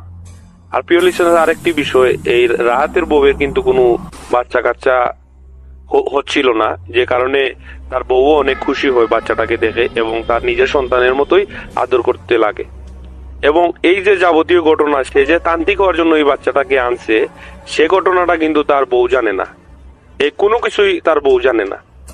তো বাচ্চাটাকে আনার পর সে, রাহাত এবং রাহাতের বউ দুজনেই বাচ্চাটাকে অনেক আদর করে, ভালোবাসে, অনেক যত্ন করে। তো বাচ্চাটা তাদের সাথে থাকে এবং ওই বাচ্চাটা রাহাতকে আব্বা এবং রাহাতের বউকে আম্মা বলে ডাকে। তো বাচ্চাটা এমন ভাবে তাদের সাথে মিশে যায় এবং তারাও এমন ভাবে বাচ্চাটার সাথে মিশে যায় এবং আদর যত্ন করে, যে আসলে বোঝা যাচ্ছিল না যে আসলে কেউই পরের সন্তান, মানে এটা বলছিল না। ছেলেটাও বাবা আব্বা আম্মা ডাকছিল এবং রাহাতও সন্তানের মতো দেখছিল। তো এখানে কোনো অসুবিধা নাই। তো এইভাবে প্রায় 5-6 বছর কেটে যায়। 5-6 বছর কেটে যাওয়ার পর একদিন হঠাৎ করে তান্ত্রিকের সাথে রাহাত তান্ত্রিকের সাথে দেখা করতে যায়। দেখা করতে যাওয়ার পর তান্ত্রিক রাহাতকে বলে যে, আমি তো এই গ্রাম ছেড়ে চলে যাচ্ছি, আমি এইখানে আমার কাজ শেষ, এখন আমি অন্য একটা গ্রামে যাচ্ছি, তো তোমার সাথে আমার দেখা হবে না। তখন রাহাত বলে উঠলো, এসব কি বলছেন আপনি? আপনি আমাকে বললেন যে তান্ত্রিক হওয়ার জন্য আমি আপনার সাথে 7-8 বছর থাকলাম এবং আমি বাচ্চাটাকেও আনলাম, বাচ্চাটাকে বললেন 10 বছর লালন পালন করতে। এখন আমি 6 বছর তাকে লালন পালন করে ফেলছি, আর আছে 4 বছর। আপনি এখন বলছেন গ্রাম ছেড়ে চলে যাচ্ছেন অন্য গ্রামে, এটা বললে কিভাবে হবে? এটা কোনো কথা? তখন তান্ত্রিক বললো যে তোমার চিন্তার কোনো কারণ নাই, আমি প্রত্যেকটা দিনই গণে রাখতেছি এবং হিসাব রাখতেছি। তুমি যখন আমার কাছে এতদিন ধরে আমারে সময় দিছো, তো আমিও তোমার কাছে, তো তুমি এটা আমার কাছে পাও, এটা আমারও দায়িত্ব যে তোমার ইচ্ছাটা আমার পূরণ করা। তুমি চিন্তা করিও না, আমি 10 বছর মানে আরো 4 বছরের আগেই আবার আমি তোমার সাথে আসবো, এসে আমি তোমার সাথে দেখা করবো, তুমি নিশ্চিন্তা থাকতে পারো। আর আমি এমন জায়গায় যাচ্ছি, তুমি যে কোনো সমস্যায় তুমি আমার সাথে দেখা করিও, কোনো সমস্যা নাই, এই কথা বলো তান্ত্রিক রাহাতকে। তখন রাহাতও বললো আচ্ছা সমস্যা নাই, আপনি যান, আপনারও যদি আমাকে প্রয়োজন হয় আপনি আমাকে ফোন দিয়েন, বা সরি তখন ফোন ছিল না, আপনি আমাকে চিঠি দিয়েন। হ্যাঁ, আপনি আমাকে চিঠি দিয়েন, চিঠি দিলে আমি আপনার সাথে দেখা করব, অথবা আমি আপনার সাথে ওইখানে যাব, গিয়ে দেখা করব। এই কথা বলে তান্ত্রিক বিদায় নিয়ে চলে গেল, রাহাতও তার বাসায় চলে গেল। তো এইরকম করতে করতে প্রিয় লিসেনার্স প্রায় আরো 3 বছর কেটে গেল, প্রায় 4 বছরই কেটে গেছে। আপনার কিছুদিন বাকি আছে আর কি 4 বছর পূরণ হওয়ার। ওইদিকে 6 বছর তো আগেই চলে গেছিল, আর এদিকে 4 বছর পূরণ হয়ে গেছে। মোটামুটি আপনার এই 10-15 দিন বাকি আছে আর কি। তো এই 10-15 দিন বাকি থাকাকালীন তান্ত্রিক গ্রামে এসে রাহাতকে খুঁজে বের করে বলে, রাহাত এরকম এরকম, তোমার তো প্রায় 10 বছর হয়ে গেছে, বাচ্চাটাকে লালন পালন করছো, আর 14-15 দিন আছে। তো এখন রাহাত বলে উঠলো, হে জনাব আপনি আসছেন, আমি অনেক খুশি হয়েছি। আর ওই তান্ত্রিকও অনেক বৃদ্ধ হয়ে গেছিল, কারণ অনেক সময় তো রাহাতেরই বয়স 34-এর কাছাকাছি হয়ে গেছিল তখন। তো তান্ত্রিক তো আরো বুড়ো হবেই, কারণ সে তখনও একটু বয়স্ক ছিল। তো রাহাত তান্ত্রিককে তার বাসায় নিল, নিয়ে খাবার দাবার খাওয়ালো, তাকে অনেক যত্ন করলো। করার পর তান্ত্রিক তার অন্য জায়গায় চলে গেল, আবার গ্রামে বললো। এবং যাওয়ার আগে এই কথা বললো যে 10-15 দিন আছে, এবং আজ থেকে ঠিক 15-16 দিন পর আমাবস্যার রাত আছে। ওই আমাবস্যার রাতে তুমি ওই বাচ্চাটাকে আমার কাছে নিয়ে আসবে, এবং যেদিন তুমি আমার কাছে নিয়ে আসবে ওই দিন পুরো দিন তাকে না খাইয়ে দাইয়ে রাখবে, তাকে খাওয়াবে না, তাকে এক ফোঁটা পানিও দিবে না তোমার ওই সন্তানকে। তখন রাহাত বলে উঠলো, কি বলেন আপনি? এটা কোনো কথা? আমি আজ ছেলেটাকে এত কষ্ট করে লালন পালন করছি, আপনিই তো বললেন তাকে যেন কোনো কষ্ট না দেই, আর আপনি এখন বলতেছেন তাকে আমি না খাইয়ে রাখবো। কারণ প্রিয় লিসেনার্স, রাহাত তার যে বাচ্চাটার জন্য অনেক একটা আদর যত্ন করে, অনেক একটা ভালো একটা সম্পর্ক হয়েছিল, এবং অনেক মায়া মমতার একটা সম্পর্ক হয়েছিল। এবং সে তান্ত্রিকের সাথে প্রায় ঝগড়া লাগিয়ে দিছে যে কেন আমি তাকে না খাইয়ে রাখবো, না খাইয়ে রাখলে তো সে বাচ্চা মানুষ, তার অনেক কষ্ট হবে, সে না খেয়ে থাকতে পারবে না। তখন তান্ত্রিক বলে উঠলো, তুমি কি ভুলে গেছো, তুমি কিন্তু তান্ত্রিক হওয়ার জন্যই তাকে আনছো, এবং তুমি এখন এই কথা বলতেছো সে যদি একদিন না খায় তাহলে সে মরবে না। তুমি তাকে না খাইয়ে রাখবে, তাকে কোনো এক ফোঁটা পানিও তাকে দিবে না, এক ফোঁটা পানিও তাকে স্পর্শ করতে দিবে না। তান্ত্রিক রাহাতকে এই কথাটা বললো। তখন রাহাত বললো, আচ্ছা ঠিক আছে, সমস্যা নাই, আমি তাকে না খাইয়ে রাখবো, তাকে পানিও দিব না। এ কথা বলে তান্ত্রিক চলে গেল, এবং রাহাতও তার বাসায় চলে আসলো। এবং প্রিয় লিসেনার্স, এরকম করতে করতে 1 দিন যায়, 2 দিন যায়, 3 দিন যায়, 15-16তম দিনে এসে প্রিয় লিসেনার্স তান্ত্রিক চিঠি পাঠায় 15তম দিনে যে, রাহাত তুমি এমন একটা জঙ্গল ছিল, নির্জন একটা জঙ্গল, এই জঙ্গলে আমি থাকবো, তুমি রাত 12টায় তোমার ছেলেকে নিয়ে আসবে, এবং তাকে সারাদিন, যেটা আগে বলছিলাম, সারাদিন তাকে উপোস রাখবে, তাকে কোনো ধরনের খাবার দাবার দিবে না, পানিও দিবে না, এবং সাথে করে 8-10 কেজি মিষ্টি নিয়ে আসবে। এই কথাটা বলছে তান্ত্রিক চিঠিতে। তো এই কথা বলার পর প্রিয় লিসেনার্স, রাহাত ওই 15তম দিনেই তান্ত্রিকের বলা সেই জায়গায় তার বাচ্চাটাকে নিয়ে যায়, এবং সাথে করে এই 8-10 কেজি মিষ্টিও নিয়ে যায়। রাত কিন্তু কোনো কিছু বুঝে উঠতে পারছিল না, কারণ তার উপরে, তার ভিতরে এমন একটা জিনিস চলছিল যে সে কখন তান্ত্রিক হবে, তান্ত্রিক হওয়ার ইচ্ছা আকাঙ্ক্ষা তাকে কুরে কুরে খাচ্ছিল, এরকম একটা অবস্থা। তো তার সন্তানকে নিয়ে এবং 8-10 কেজি মিষ্টি নিয়ে রাহাত চললো তান্ত্রিকের উদ্দেশ্যে ওই জঙ্গলে।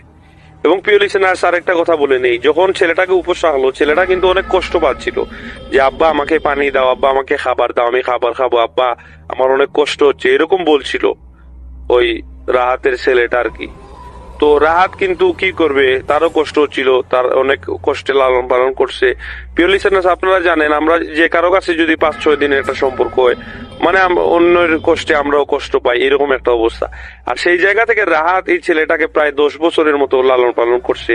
তার কিন্তু ওই যে আপন ছেলের মতোই সে কষ্ট পাচ্ছিল যে আমার ছেলেটা না খেয়ে আছে।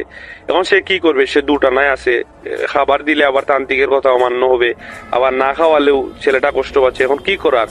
কিন্তু তান্ত্রিক হওয়ার জন্য যে তার ইচ্ছাটা ছিল, সে এই ইচ্ছার কারণে ছেলেটাকে না খাইয়ে রাখে এবং সেই জঙ্গলে নিয়ে যায়। নিয়ে যাওয়ার পর সেখানে তান্ত্রিক আগে থেকে উপস্থিত ছিল। রাহাত তান্ত্রিককে দেখতে পায় এবং দেখার পর তান্ত্রিকের সাথে কথাবার্তা বলে, এবং ওই তান্ত্রিককে দেখে রাহাতের ছেলে জিজ্ঞেস করলো, বাবা উনি কে? তখন রাহাত বলে উঠলো, উনি আমার উস্তাদ, সমস্যা নাই, তুমি এখানে বসো। তখন তান্ত্রিক বলল যে তুমি তোমার ছেলেকে এখানে বসায়া রাখো এবং তুমি আমার সাথে আসো, তোমার সাথে কথা আছে। তো এই কথা বলে তান্ত্রিক রাহাতকে নিয়ে একটু মানে এই তার ছেলের কাছ থেকে একটু দূরে গেল, গিয়ে কি সব যেন কথাবার্তা বলছে। তো কথা বলার এক পর্যায়ে ছেলেটা বলে উঠলো, বাবা আমারে খাবার দাও, আমি খাবার খাবো। তো তান্ত্রিক রাহাতকে শিখিয়ে দিল, তুমি যাও, গিয়ে তোমার ছেলেকে বলো তুমি এখানে শুয়ে থাকো, আমি তোমার জন্য খাবার নিয়ে আসছি, যাও এ কথা তুমি বলে আসো তোমার ছেলেকে। তখন তান্ত্রিকের কথা মতো রাহাত তো কি করলো, তার ছেলের কাছে গেল, গিয়ে বললো, বাবা তুমি এখানে শুয়ে থাকো, আমি তোমার জন্য খাবার নিয়ে আসছি। রাহাতের কথা মতো তার ছেলেও শুয়ে থাকলো এবং রাহাত চলে গেল তান্ত্রিকের কাছে। তান্ত্রিককে গিয়ে বলল, জনাব আমার ছেলে তো অনেক উপোস আছে, তার খাবার দাবার কিছুই সে আজকে আমি তাকে আপনার কথা মতো খাওয়াইনি, আপনি তাড়াতাড়ি আমাকে বলেন, কাজ বলেন, কি কাজ করতে হবে বলেন, আর আমি বাসায় গিয়ে আমার ছেলেটাকে খাবার দাবার খাওয়াই, কারণ সে দুর্বল হয়ে গেছে। তখন তান্ত্রিক বলল, আমি তোমাকে কি বলি তুমি মনোযোগ সহকারে শোনো। আজকে আমি তোমাকে যে কাজটি করতে বলবো সেই কাজটি হচ্ছে শেষ কাজ। এই কাজের মধ্য দিয়ে তুমি অলৌকিক ক্ষমতার অধিকারী হবে এবং তুমি হবে মহাশক্তিশালী একজন মানুষ হিসাবে তুমি পরিগণিত হবে এবং অনেক ক্ষমতাশালী মানুষ হিসেবে তুমি পরিগণিত হবে, এবং তোমার কাছে এমন কোন সমস্যার সমাধান করতে পারবে তা হবে না, তুমি সব ধরনের সমস্যার সমাধান করতে পারবে। তান্ত্রিক এই কথাটি বলল এবং এই কথা শুনে, তান্ত্রিকের কথা শুনে রাহাত অনেক খুশি হলো। খুশি হয়ে বলল, জনাব তাহলে তো ভালো, আমি আপনার কাছে চিরকৃতজ্ঞ, চিরঋণী। তো আপনি আমাকে বলেন কাজটি কি, আমি কাজটি করি এবং আমি তাড়াতাড়ি বাসায় যাই, কারণ বাচ্চাটা সারাদিন কিছু খায়নি, আমি তাকে খাওয়াই। তো তান্ত্রিক বলল, তুমি তাকে যে মিষ্টিগুলা আনছো সেই মিষ্টিগুলা খেতে দিয়ে আসো, যাও। তখন বলল, মিষ্টিগুলা এখন খালি পেটে তাকে যদি মিষ্টি জাতীয় খাবার দেই তাহলে তো মনে হয় তার শরীর খারাপ করবে, সমস্যা হবে।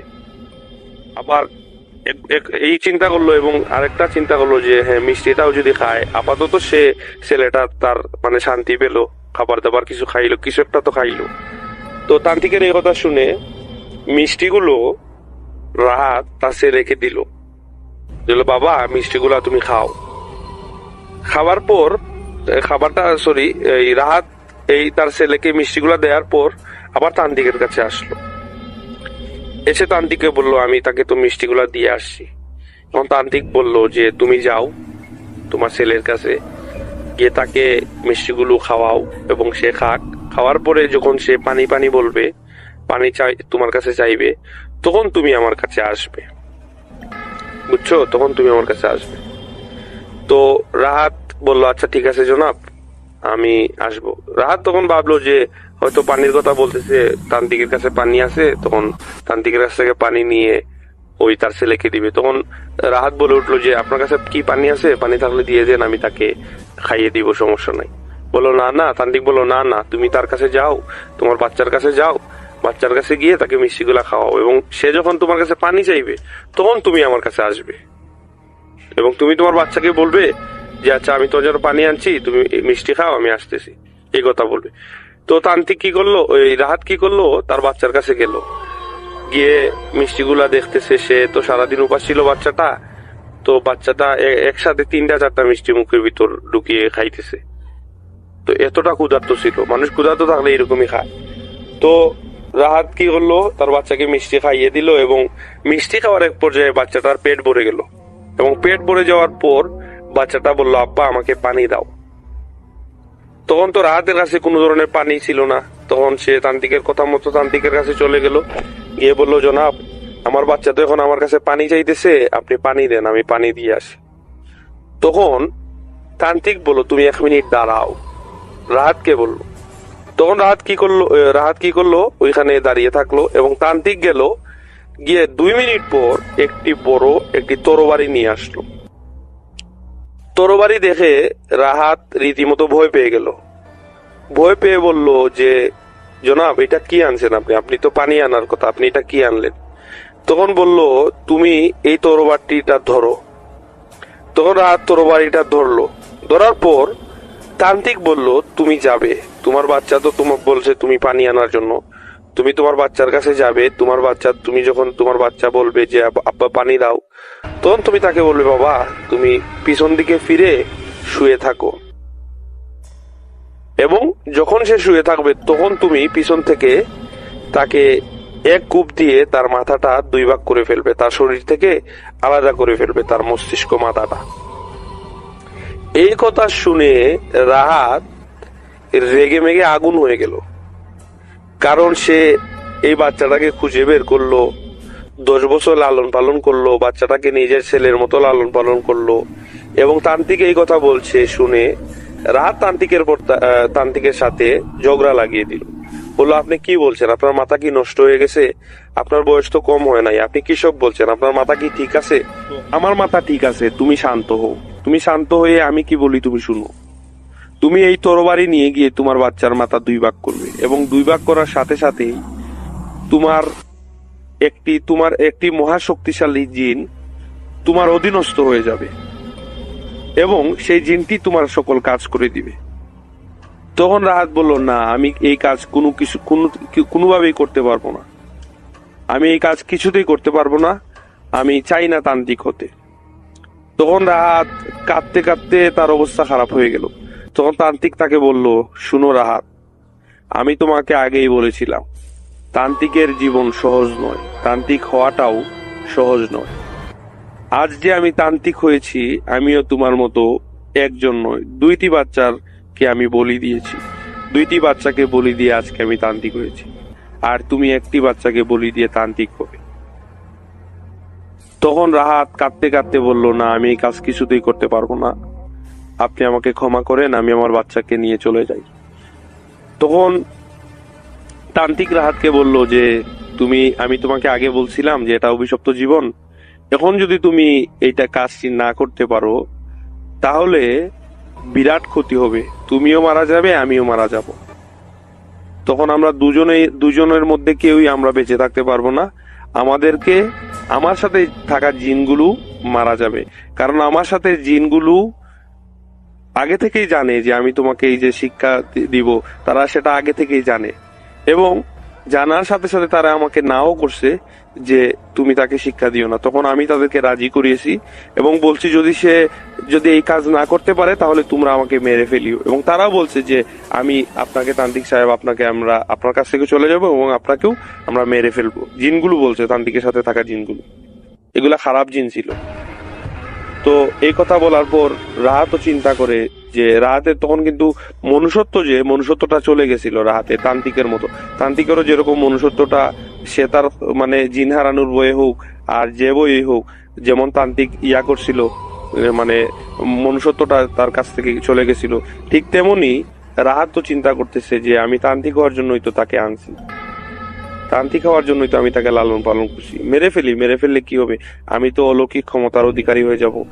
আর তান্ত্রিক তো বলতেছে আমার কাছে জিন চলে আসবে, আমি যা খুশি তা করতে পারবো, আমি মহা শক্তিশালী হয়ে যাব।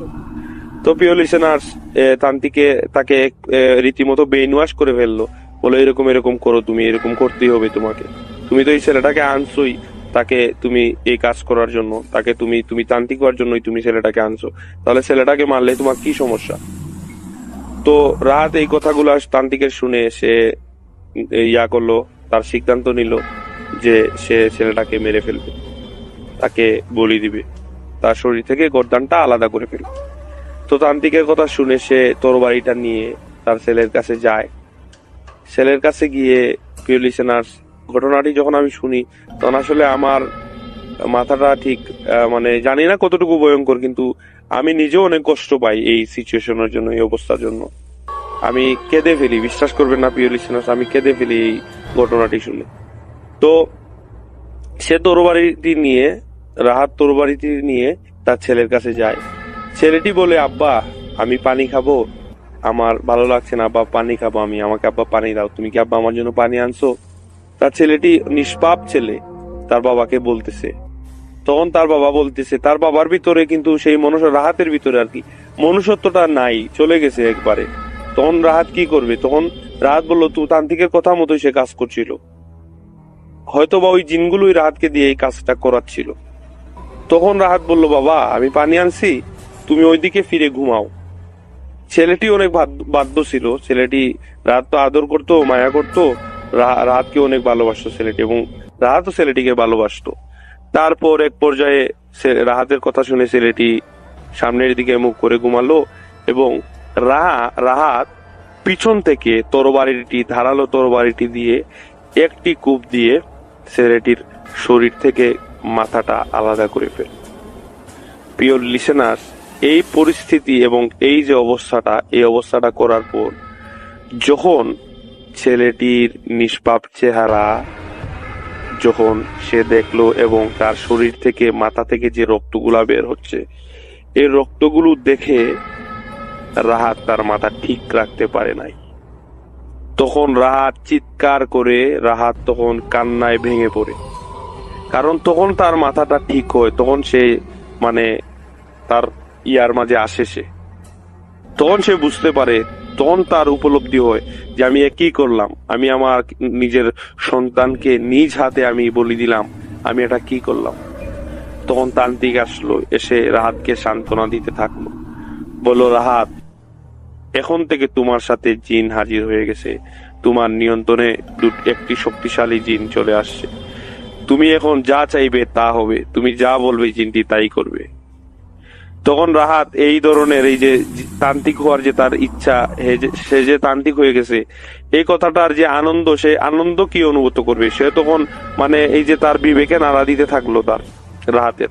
তখন রাহাত অনেকটা কান্নায় ভেঙে পড়ে গেল, তখন সে চিৎকার করতে থাকলো, তার লাশটার বুকে জড়িয়ে, সেই লাশটাকে বুকে জড়িয়ে, সেই মাথাটাকে তার বুকের মাঝে নিয়ে সে কাঁদতে লাগলো, ওই মাথাটার মধ্যে সে চুমু দিতে লাগলো, গালে চুমু দিতে লাগলো। তখন সে কষ্টে কি করবে সে বুঝতে পারছিল না।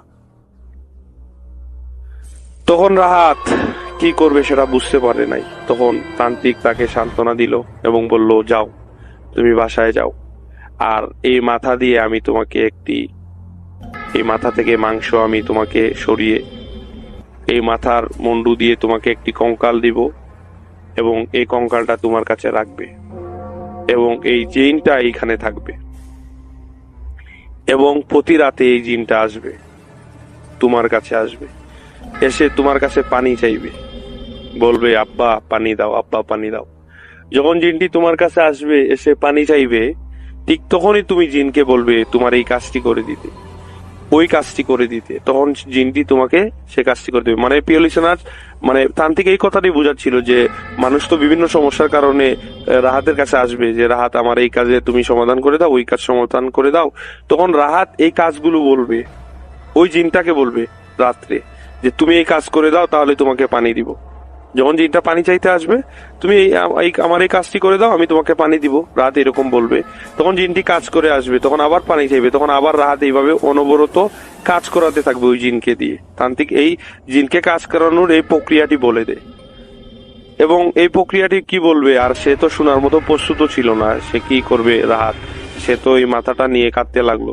তো এক পর্যায়ে সে তান্ত্রিক তার কাছ থেকে মাথাটা কেড়ে নিল, নিয়ে বলল তুমি বাসায় চলে যাও, বাসায় গিয়ে তুমি আজকে রাতেই জিনটি তোমার কাছে আসবে, আর গভীর রাতে আসবে, তুমি তাকে যা চাইবে তা তোমাকে দিবে, সে তোমার কাছে সারা জীবনই থাকবে এরকম, তুমি যতদিন বেঁচে আছো।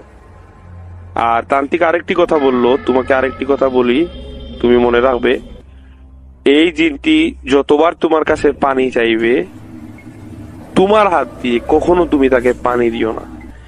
যদি তুমি তাকে পানি দাও তাহলে তুমি মারা যাবে, ওই জিনটি তোমাকে মেরে ফেলবে। তো এই কথা শুনে রাহাত তার বাসায় চলে গেল। বাসায় চলে গিয়ে সে তার তার বিবেক কাজ করতে লাগলো, এবং যেতে যেতে সে ভাবলো আমি এই কাজটি কি করলাম, আমি তো কাজটা ঠিক করলাম না, কি দরকার ছিল আমার তান্ত্রিক হওয়ার, আমি আমার বাচ্চাটাকে নিজ হাতে মারলাম। এই কথাগুলো ভাবতে ভাবতে সে তার বাসায় চলে গেল। রাহাত বাসায় গিয়ে তার স্ত্রী তাকে দরজা খুলে দিল, দরজা খুলে দিয়ে বলল আমাদের সন্তান কোথায়। তখন সে বলল যে আমি বলতেছি আসো। তখন বলল তুমি ভাত বাড়ো আমার জন্য, আমি ভাত খাবো, আর আমি তোমাকে বলতেছি। কারণ রাহাত তখন তার স্ত্রীকে কি জবাব দিবে সেটা সে বুঝতেছিল না। তখন ভাত বাড়তেছিল তার বউ, এবং সে একটা বুদ্ধি বের করলো যে আমি তাকে বলবো যে তার বাবা মাকে পাইছিলাম, তার বাবা মাকে আমি দিয়ে আসছি। তো যেই কথা সেই কাজ, তার বউ আসলো, এসে খাবার দিতে জিজ্ঞাসা করলো যে আমার বাচ্চা কোথায়, আমার সন্তান কোথায়, তাকে তুমি কোথায় রেখে আসছো, একা একা বাড়িতে চলে আসছো। তখন সে জবাব দিল আমি রাস্তায় তার বাবা মাকে পাইছিলাম, তো বাবা মাকে পাওয়ার পর আমি তার বাবা মার কাছে তাকে আমি তুলে দিয়ে আসছি। তখন তো তার স্ত্রী রেগে মেগে আগুন, বলল তুমি এটা কোন কাজ করলে, তাকে আমরা এতদিন লালন পালন করছি, আচ্ছা তার বাবা মা যখন বের হয়েছে ভালো কথা, তার বাবা মার কাছে সে থাকুক, সেটা সমস্যা না, কিন্তু তুমি তো তার বাবা মাকে আমাদের কাছে নিয়ে আসা উচিত ছিল। তার বাবা মাকে আমরা আদর আপ্যায়ন করে দিতাম, খাবার দাবার খাইয়ে দিতাম, আর ছেলেটাকে আমি শেষ বিদায় দিয়ে দিতাম, তাকে আদর যত্ন করে দিতাম। তার অনেক পোশাক আশাকও আছে, আর তার জন্য আমি কিছু টাকা পয়সা সঞ্চয় করে রাখছি, সেগুলো তাকে দিয়ে দিতাম। তখন সে কি জবাব দিবে, তখন সে কাঁদতে লাগলো, রাহাত কাঁদতে লাগলো, তার স্ত্রীও কাঁদতে লাগলো। তার স্ত্রী কাঁদতে লাগলো তার ভালোবাসায়, ছেলেটির ভালোবাসায়, তার সব আগের অতীতের ঘটনাগুলো, মুহূর্তগুলো ছেলের সাথে কাটানো মনে পড়ছে, সেই জন্য কাঁদতে লাগলো। আর রাহাত তো যে ঘটনা করে আসছে, সে সেই ঘটনার জন্য কাঁদতে লাগলো। তার স্ত্রী কিন্তু জানে না যে প্রিয় লিসেনার্স এইসব ঘটনা ঘটে যাচ্ছে। তো প্রিয় লিসেনার্স, এই তারা ভাত খাওয়া দাওয়া করলো, খাওয়া দাওয়া করার পর তার স্ত্রী ঘুমালো, সেও ঘুমালো। ঘুমানোর পর রাতে স্বপ্নে একজন জিন আসলো, এসে বলল যে আব্বা আমাকে পানি দাও। জিনটা বলতে লাগলো আব্বা আমাকে পানি দাও। তখন রাহাত বলল যে আমার এই কাজটি করে দাও, আমার জন্য 2টা গরু নিয়ে আসো আর 2টা ছাগল নিয়ে আসো, তাহলে আমি তোমাকে পানি দিব। রাহাত স্বপ্নেই বলতে লাগলো ওই জিনটাকে, স্বপ্নে না, মূলত সেটা সজাগই ছিল, যখন বললো আর কি, জিন এসে যখন পানি চাইলো সে তাকে বললো আর কি। তো বলার পর সকালবেলা আসে, ঘুম থেকে এসে ঘুম ভেঙে দেখে তার বাসার সামনে 2টি গরু আর 2টি ছাগল রাখা। তো রাত তো বুঝে গেছে যে এটা জিনের কাজ, জিন এটা তাকে নিয়ে আসছে। তো পরদিন আবার যখন ওই দিনই যখন রাতে আবার যখন সে ঘুমায়, তখন আবার ওই জিনটি আসে, এসে বলে আব্বা আমাকে পানি দাও, আমি পানি খাবো। তখন রাহাত তাকে আরেকটি কাজ করতে বলে, এবং সে ওই কাজটিও করে দেয়। এরকম রাহাত তাকে 3-4টা কাজ করায়। কাজ করানোর পর যতই দিন যায়, রাহাত তখন বুঝতে থাকে, এবং এই যে তার ছেলের যে অনুপস্থিতি, তার ছেলে তার যখন ছিল তখন তার ঘরে আসার পর তার পা টিপে দিত, তার মাথা টিপে দিত, তাকে অনেক আদর যত্ন করতো, রাহাতকে অনেক আদর যত্ন করতো তার সন্তানটা। এবং এই সকল স্মৃতিগুলো রাহাতের চোখে ভাসছিল, এবং সে অনেক কষ্ট পাচ্ছিল প্রতিনিয়ত।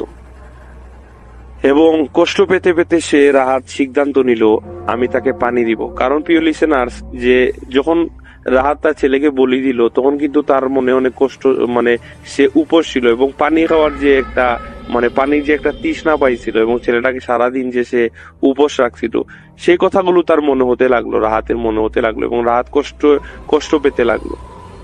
এবং কষ্ট পেতে পেতে সে নিজেকে একটা কি বলবো, নিজের খুব একটা খারাপ লাগতেছিল, এবং নিজেকে অপরাধী মনে হচ্ছিল, এবং সেই অপরাধী বোধ থেকেই রাহাত সিদ্ধান্ত নিল আজ রাতে এই জিনটাকে সে পানি দিবে। এখন তান্ত্রিক কিন্তু তাকে বলে দিছিল আগে যে তাকে কোনোভাবেই যেন জিনকে সে পানি না দেয় নিজ হাতে, যদি পানি দেয় তাহলে সে মারা যাবে, ওই জিনটি তাকে হত্যা করে ফেলবে।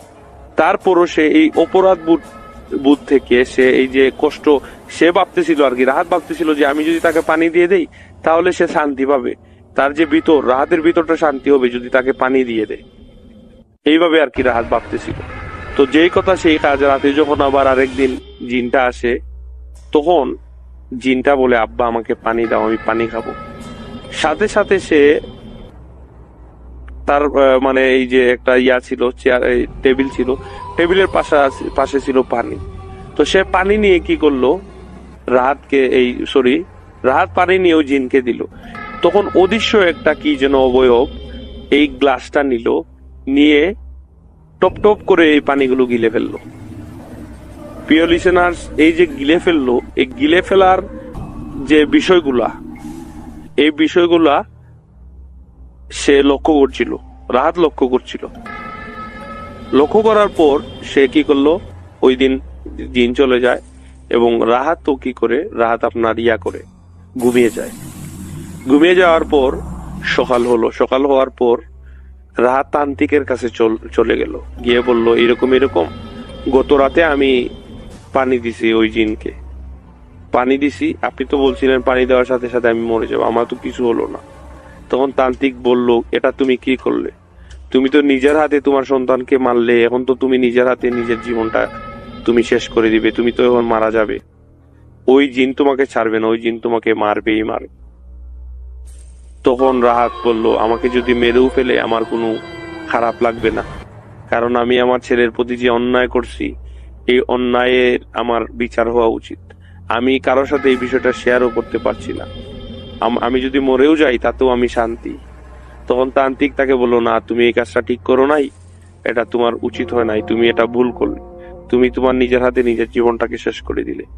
তখন এই রাহাত তান্ত্রিকের সাথে দেখা করার পর তান্ত্রিকের কাছ থেকে ক্ষমা টমা চেয়ে, এবং তান্ত্রিকও রাহাতের কাছে ক্ষমা চায় যে আমি তোমাকে আগেই বলছিলাম তুমি এই তান্ত্রিকের লাইনে আইসো না, তান্ত্রিকের লাইন অনেক অভিশপ্ত, আমিও এই অভিশাপ নিয়ে বেঁচে আছি, আমারও অনেক খারাপ লাগে, কষ্ট হয়, আমারও অনেক অনুতপ্ত হই, আমারও অনেক বাজেভাবে খারাপ লাগে, কিন্তু কিচ্ছু করার নাই, যখন এইটা করে ফেলছি তো করে ফেলছি, এখন আর এগুলা চিন্তা করি না, কিন্তু তুমি যেটা করছো সেটা উচিত হয় নাই, আমাকেও তুমি মাফ করে দিও, আমিও তোমাকে এই পথে নিছি বা আমি তোমাকে এই ধরনের শিক্ষা দিছি, আমি হয়তো তোমাকে যদি না শিখাতাম তাহলে তোমার ছেলেটাকেও তুমি হত্যা করতে না, আর তোমারও আজকে এই পরিণতি হইতো না। তো এই কথা বলে তান্ত্রিকও রাহাতের কাছে ক্ষমা চায় এবং রাহাতও তান্ত্রিকের কাছে ক্ষমা চায়, ক্ষমা চেয়ে দুজনের বাড়িতে চলে যায়। তো প্রিয় লিসেনার্স, বাড়িতে চলে যাওয়ার এক পর্যায়ে গভীর রাতে তার স্ত্রী লক্ষ্য করে রাহাত কোথায় যেন বের হয়ে যাচ্ছে।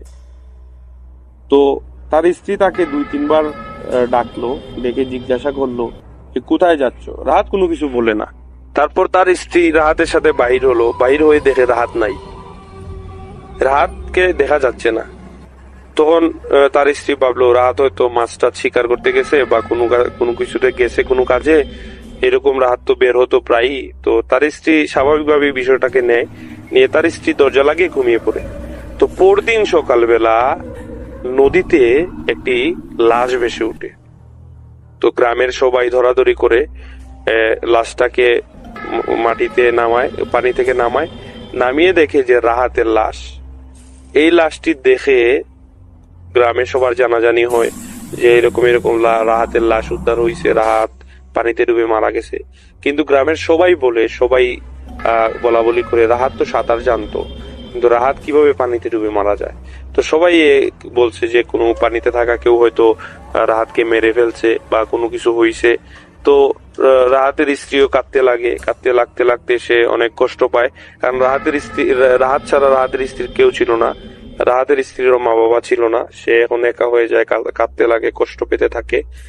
তো এক পর্যায়ে ওই দিন তান্ত্রিকও জানতে পারে যে রাহাত মারা যায়। তো সে ওই দিন আর আসতে পারে না, পরদিন আসে। আসার পরে তান্ত্রিক তার স্ত্রীর সাথে দেখা করার পর তান্ত্রিকও অনুতপ্ত হয় যে আজকে তার জন্য এত বড় দুর্ঘটনা ঘটলো। রাহাত মারা গেল এবং তার যে ছেলে, সেই ছেলেটাকেও সে হত্যা করলো। এবং এই যে বিষয়টা তান্ত্রিক এই বিষয়টাকে দেখে এবং চিন্তা করে কষ্ট পেতে লাগলো এবং রাহাতের স্ত্রীর কাছে গেল, গিয়ে রাহাতের স্ত্রীকে সান্ত্বনা দিতে দিতে তান্ত্রিক এক সময় নিজের অপরাধ বোধ থেকে বলতে লাগলো যে তোমার স্বামীর খুনি হচ্ছে আমি হচ্ছি খুনি। তখন রাহাতের স্ত্রী শুনে বলল, এটা কি বলেন আপনি খুনি হতে যাবেন কেন? রাহাতের সাথে তো আপনার অনেক ভালো সম্পর্ক ছিল, আপনি কেন রাহাতকে হত্যা করবেন? তখন তান্ত্রিক প্রত্যেকটা ঘটনা বলে উঠলো যে এরকম এরকম এরকম এরকম ঘটনা ঘটছে। তো এইসব কথা শুনে তান্ত্রিকের রাহাতের বউ অনেক রাগারাগি করে তান্ত্রিকের সাথে, এবং সে খুবই একটা লোকজনকে জানায় না, কারণ রাহাতের বউ যদি এই কথাগুলো অন্যকে জানায় তাহলে ক্ষতিটা তার নিজেরই হবে। কারণ এরকম এরকম একটা বাচ্চাকে সে রাহাত হত্যা করছে, এই কথাগুলো জানলেও তার স্বামীকে মানুষ ছিচি দিবে, স্বামী সম্বন্ধে খারাপ বাজে মন্তব্য করবে। তাই রাহাতের স্ত্রী আর এই সকল কথা বাহিরে কাউকে বলে না এবং তান্ত্রিকও ক্ষমা চেয়ে তার স্ত্রী থেকে বিদায় নেয়। তো এই ছিল প্রিয় লিসেনার্স ঘটনা। আসসালামু আলাইকুম।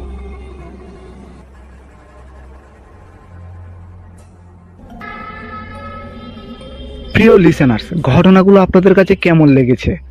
যদি ভালো লেগে থাকে তাহলে লাইক দিন, কমেন্ট করেন এবং শেয়ার করেন। আর এইরকম নিত্য নতুন ভৌতিক এপিসোড পেতে চাইলে আমাদের চ্যানেলটি সাবস্ক্রাইব করে পাশে থাকুন। তো আপনারা যদি চান আপনাদের জীবনে ঘটে যাওয়া বা আপনাদের কোনো আত্মীয় স্বজনের জীবনে ঘটে যাওয়া ভৌতিক ঘটনা আমাদের সাথে শেয়ার করতে পারেন। আমাদের ডেসক্রিপশন বক্সে মেইল দিয়ে দিচ্ছি এবং হোয়াটসঅ্যাপ নাম্বার দিয়ে দিচ্ছি। আপনারা মেইলে বা হোয়াটসঅ্যাপে আপনারা আপনাদের ঘটনাগুলো সেন্ড করতে পারেন। তো বিদায় নিচ্ছি আজকের মতো, দেখা হবে সামনের কোনো এপিসোডে। সবাই ভালো থাকবেন, সুস্থ থাকবেন। আসসালামু আলাইকুম।